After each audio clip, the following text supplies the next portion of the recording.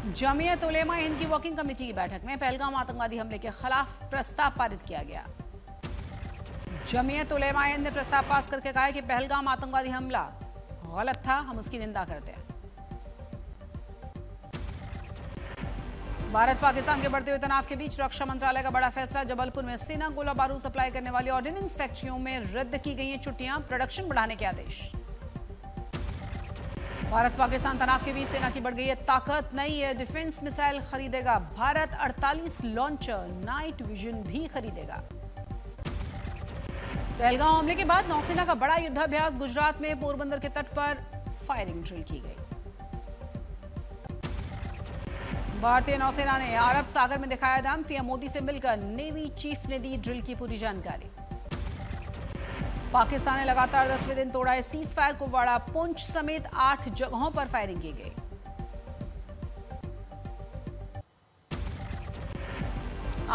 पहलगाम हमले के बाद पीएम मोदी ने पहली बार मिले हैं उमर अब्दुल्ला, आधे घंटे तक बातचीत हुई और कई मुद्दों पर चर्चा की गई। प्रधानमंत्री मोदी से मिले नौसेना के प्रमुख एडमिरल दिनेश त्रिपाठी, सुरक्षा के हालात पर चर्चा हुई। राजस्थान में भारत पाक बॉर्डर पर बीएसएफ ने पाकिस्तान के रेंजर के एक जवान को पकड़ा है, जासूसी का शक है, पूछताछ जारी। भारत ने पाकिस्तान को लेकर 2 और सख्त फैसले किए हैं। भारत ने आयात पर बैन लगा दिया, भारतीय बंदरगाहों पर पाकिस्तानी जहाजों के आने पर भी रोक। पहलगाम आतंकवादी हमले को रूसी विदेश मंत्री लावरोव ने भारत के विदेश मंत्री डॉक्टर एस जयशंकर से फोन पर बातचीत की है, कूटनीति के पालन की सलाह दी गई। पाकिस्तानी महिला से शादी करने वाला जवान सीआरपीएफ से बर्खास्त किया गया, पत्नी की डिटेल्स छुपाई गई थी, वीजा खत्म होने के बाद भी उसे छुपाए रखा था। पहलगाम हमले पर फारूक अब्दुल्ला का बड़ा बयान, फारूक ने मानी पहलगाम हमले की लोकल सपोर्ट वाली बात, बोले आतंकी वहां आए कैसे। फारूक अब्दुल्ला के बयान पर पूर्व मुख्यमंत्री महबूबा मुफ्ती ने कड़ी आपत्ति जताई है, कहा ऐसे बयानों से देश के बाकी के हिस्सों में रह रहे कश्मीरी लोगों को मुश्किलें आएंगी। पहलगाम आतंकवादी हमले की जांच जारी है, एनआईए की खोजबीन का आज है 13वां दिन। जर्मनी के म्यूनिक में पहलगाम आतंकवादी हमले के खिलाफ प्रदर्शन किया गया, जर्मन सांसद हैंस थेस और म्यूनिक सिटी काउंसिलर डेलिजा ने भी हिस्सा लिया। भारत ने आईएमएफ बोर्ड से अपने एग्जीक्यूटिव डायरेक्टर को हटा दिया है, 6 महीने का टेन्योर अभी बाकी था, अभी तक नए डायरेक्टर के नाम का ऐलान नहीं किया गया। बीजेपी सांसद तेजस्वी सूर्या ने गृह मंत्री अमित शाह को लिखा है पत्र, सुभाष शेट्टी हत्याकांड की जांच एनआईए से कराने की मांग की है। भारत ने एयरशिप प्लेटफॉर्म का पहला उड़ान परीक्षण किया है, इससे बढ़ जाएगी सेना की निगरानी क्षमता। राहुल गांधी ने मणिपुर हिंसा को लेकर प्रधानमंत्री नरेंद्र मोदी और केंद्र सरकार पर निशाना साधा, कहा सरकार शांति स्थापित करने में विफल रही। भारत यात्रा पर आए अंगोला के राष्ट्रपति की द्रौपदी मुर्मू से मुलाकात हुई, उपराष्ट्रपति जगदीप धनखड़, एस जयशंकर, हरदीप पुरी समेत कई केंद्रीय मंत्री भी मौजूद। राष्ट्रपति मुर्मू के साथ साझा बयान में अंगोला के राष्ट्रपति ने की पहलगाम हमले की निंदा, कहा आतंकवाद का नहीं किया जा सकता समर्थन। राष्ट्रपति मुर्मू ने अंगोला के राष्ट्रपति को दिया रात्रिभोज, 38 साल में अंगोला के राष्ट्रपति की पहली भारत यात्रा।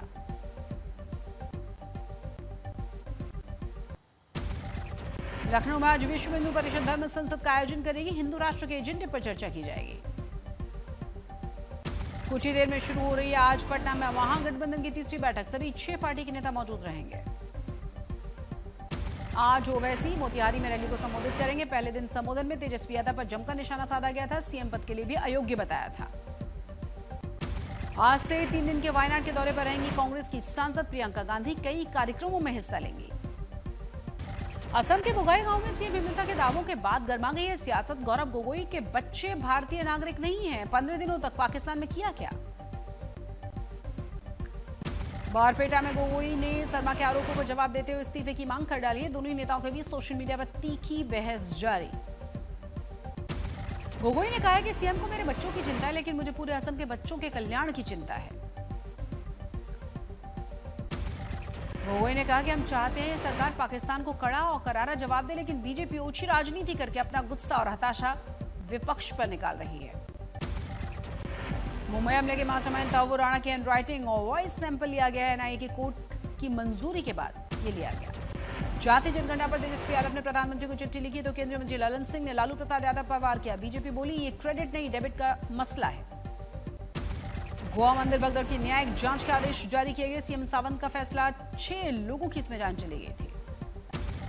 गोवा भगदड़ हादसे के बाद गोवा सरकार का बड़ा फैसला, 5 वरिष्ठ अधिकारियों का तबादला किया गया।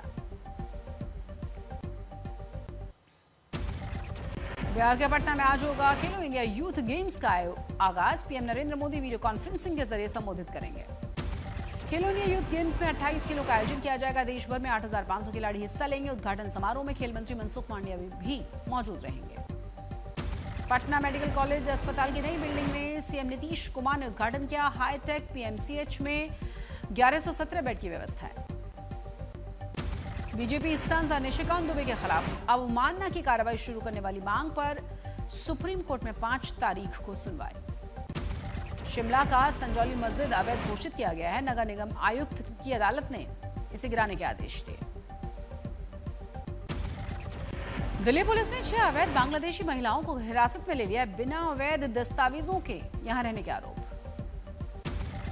अहमदाबाद की चंदोला झील में बांग्लादेशियों को पनाह देने वाले लल्ला बिहारी को 6 दिन की रिमांड पर भेजा गया। नीट यूजी 2025 की परीक्षा आज 500 से ज्यादा शहरों में आयोजित की जाएगी। इसके लिए कड़ी निगरानी की व्यवस्थाएं भी हैं। 5,453 परीक्षा केंद्र बनाए गए। वाराणसी में 128 साल के शिवानंद बाबा का निधन हुआ। 2022 में पद्मश्री से सम्मानित किया गया था। वैदिक मंत्रोच्चार और जय बद्री विशाल के उद्घोष के साथ विधि विधान से खोले गए बद्रीनाथ धाम के कपाट। हजारों से ज्यादा श्रद्धालु कपाट खोलने के साक्षी बने। पहाड़ों के बीच स्थित भगवान बद्रीनाथ के धाम की छटा निराली देखने को मिली। 40 क्विंटल फूलों से सजाया गया था मंदिर। श्रद्धालुओं पर पुष्प वर्षा हुई। आर्मी बैंड की मधुर धुनों के बीच धूमधाम से बद्री विशाल का स्वागत किया गया। शानदार माहौल नजर आया। स्थानीय लोगों ने पारंपरिक लोक संगीत और नृत्य करते हुए मनाया था उत्सव। कपाट खुलने के अवसर पर खुशियों का इजहार किया।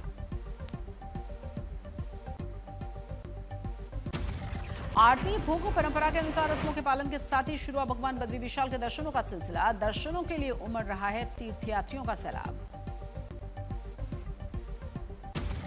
जौनपुर में बड़ा रेल हादसा टला। टीम के ड्रम से टकरा गई थी मालगाड़ी। हादसे में 2 की गिरफ्तारी। उधम सिंह नगर में मुश्ताक अली नाम के शख्स ने अपनी प्रेमिका के शरीर के 2 हिस्से कर डाले। 5 महीने के बाद मर्डर का खुलासा हुआ। साबरकांठा में ट्रिपल एक्सीडेंट सामने आया। बस, जीप और बाइक के बीच में टक्कर हुई। 5 लोगों की मौत हुई, कई घायल हुए। झारखंड के रामगढ़ में डेंटल क्लिनिक के डॉक्टरों पर लगाए नाबालिग के साथ दुष्कर्म करने का आरोप। मामले की जांच जारी है। रायसेन में महिला सब इंस्पेक्टर के साथ लव जिहाद का मामला सामने आया। महिला इंस्पेक्टर ने दर्ज करवा दी है एफआईआर। झांसी में तेज रफ्तार डीजे वाली गाड़ी खाई में गिरने के बाद पलट गई। घटना में एक युवक की मौत हो गई है, घायल हुआ है। हनुमानगढ़ में बोर्ड परीक्षाओं में भी 10 मुन्ना भाई पकड़े गए हैं। पुलिस ने डमी स्टूडेंट्स को गिरफ्तार कर लिया है। कोडरमा में असामाजिक तत्वों ने एक होटल में आग लगा दी। होटल के आसपास की दुकानें भी जलकर खाक हुई। इटावा में लड़के को बाइक पर क्लासमेट लड़की को घुमाना भारी पड़ गया। दबंगों ने पकड़कर लड़के के सिर को मुंडवा दिया, साथ ही साथ मारपीट भी की। मऊ में प्रेमिका के ऊपर एसिड अटैक करने वाले प्रेमी को पुलिस ने गिरफ्तार कर लिया है। शादी से मना करने के बाद लड़की पर तेजाब फेंका था। जमशेदपुर के सबसे बड़े अस्पताल एमजीएम का एक पूरा जर्जर भाग गिरा। मलबे में 4 मरीजों ने बाहर भागकर अपनी जान बचाई। बोकारो में अवैध निर्माण पर कार्रवाई की गई। पूर्व डिफेंस ऑफिसर ने जताया बांग्लादेशी होने का संदेह। प्रभावितों के आरोपों को नकारा गया। विकासनगर में पुलिस ने दुर्लभ 2 मुहे सांप की तस्करी कर रहे अंतर्राज्यीय पशु तस्करों का भांडाफोड़ किया है। 3 की गिरफ्तारी भी की है। प्रतापगढ़ में हेलीकॉप्टर जैसी दिखने वाली एक मॉडिफाइड कार पर एक्शन लिया गया। पुलिस ने 25,000 रुपए का चालान किया। आईपीएल 2025 में 52वें मैच में रॉयल चैलेंजर्स बेंगलुरु की 2 रन से रोमांचक जीत हुई है। कड़े मुकाबले में 20वें ओवर की आखिरी गेंद पर हारी चेन्नई सुपर किंग्स। पहले बल्लेबाजी करते हुए बेंगलुरु ने 5 विकेट पर 213 रन का विशाल स्कोर खड़ा किया। चेन्नई ने भी शानदार शुरुआत की, लेकिन जीत नहीं मिली। बेंगलुरु से विराट ने 62 रन की तूफानी पारी खेली। जैकब ने शानदार 55 रन बनाए, जबकि रोमानी और शेफर्ड ने महज 14 गेंदों पर बनाए 53 रन।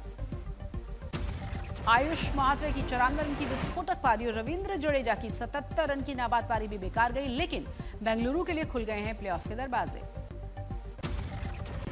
आईपीएल में आज खेले जाएंगे 2 मुकाबले। पहला मुकाबला होगा कोलकाता नाइट राइडर्स और राजस्थान रॉयल्स के बीच में। दूसरा मुकाबला है Punjab Kings Lucknow super giants के बीच।